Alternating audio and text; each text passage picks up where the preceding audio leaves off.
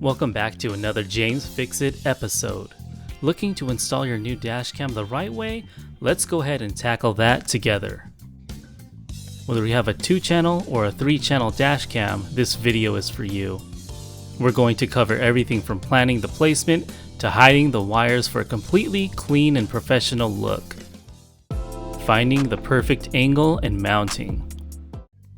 For starters, you'll need a clear location for your main dashcam unit on the windshield and the rear camera unit on the rear glass.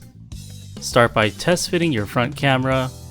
You can temporarily connect power from your front cigarette port and plug your USB cable directly into the front camera. Go ahead and dry fit your camera in the general angle, checking that you have clear visibility to the front of the car. If you have a 3-channel camera setup, now is the time to verify that you have good inside cabin view as well. Personally, I like to keep the dash cam out of my direct field of vision while driving, typically in the top 6 inches or so from the top of the windshield. Once you verify your angle, take one of the included clear adhesive sheets and place it in the general area you selected. Just make sure to thoroughly clean your windshield first. I like to use a bit of rubbing alcohol to get rid of any oils. After the clear sheet is securely mounted, mount your camera using the included double-sided foam tape. I actually like to do this step with the camera still turned on, that way you can do a final check of the angle as you press it into place. After that's all said and done, it's a good idea to start the wiring process before we move on to mounting the rear camera.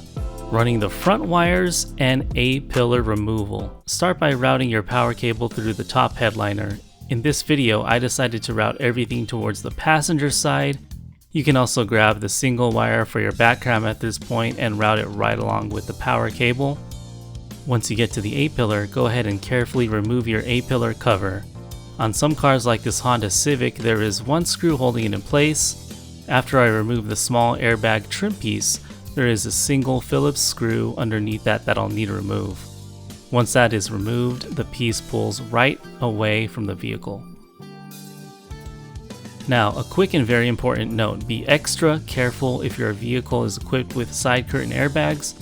Before messing around in this area, it's a great idea to shut the car off completely, and you may even want to disconnect the negative terminal on your battery just to be safe. Please verify your specific vehicle's manual before proceeding. Wiring the power source. Let's route the power cable down the A-pillar. You want to make absolutely sure all wires are tucked behind the side curtain airbag, so they're not in the way in the event of an accident and the deployment of the airbag. Never cross a wire over the front of an airbag. Once down the pillar, the power cable can be run down and behind the dash and behind the glove box. In my case, the cigarette power jack is located just to the left, behind and underneath the glove box.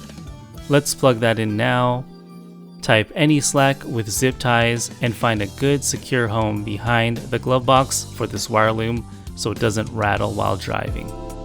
Routing and mounting the rear camera.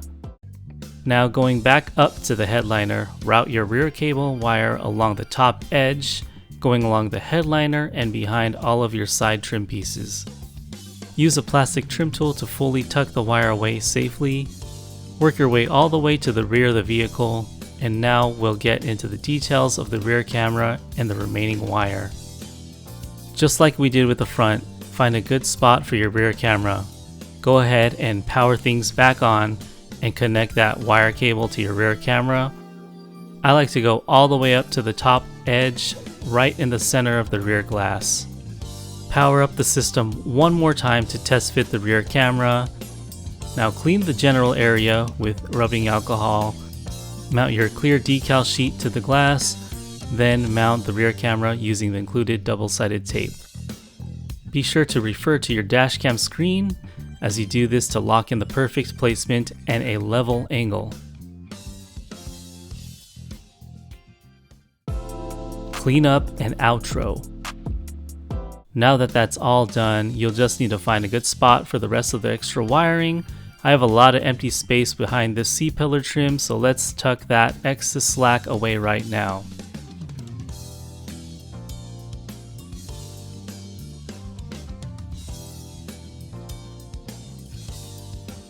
And just like that, your new 3-channel dash cam setup is fully installed and looking clean.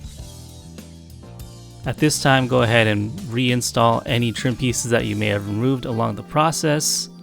Thanks for watching. Stay tuned for the next video where I'll fully walk you through the software setup side of things and show you the optimal settings on your new camera. If this video helped you out, hit that like button, and I'll see you on the next James Fix It episode.